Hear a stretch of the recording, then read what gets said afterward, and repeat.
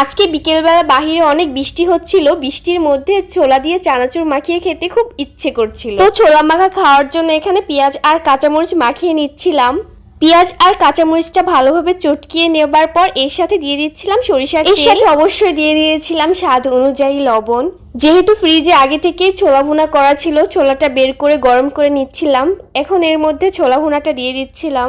এবার ভালোভাবে ছোলা ভুনার সাথে পেঁয়াজ আর কাঁচামরিচ মাখিয়ে নিব। তো একইভাবে পেঁয়াজ আর কাঁচামরিচের সাথে ছোলাটা ভালোভাবে চটকিয়ে মাখিয়ে নিব। ছোলাটা ভালোভাবে মাখানো হয়ে গেছে, এখন আমি এর মধ্যে দিয়ে দিচ্ছি রুচি বারবিকিউ চানাচুর। এবার এর মধ্যে আমার অনেক পছন্দের লেবু অ্যাড করা হবে। এই লেবু ছাড়া তো আমার কাছে মুড়ি মাখা বা ছোলা মাখা কোনো কিছুই ভালো লাগে না। তৈরি হয়ে গেল চানাচুর দিয়ে ছোলা মাখা। খেতে অনেক অনেক বেশি মজা হয়েছিল। যাই হোক, আমি এখন ছোলা মাখাটা খেয়ে নিব। সবাই অনেক বেশি ভালো থাকবা, সুস্থ থাকবা। আল্লাহ হাফেজ।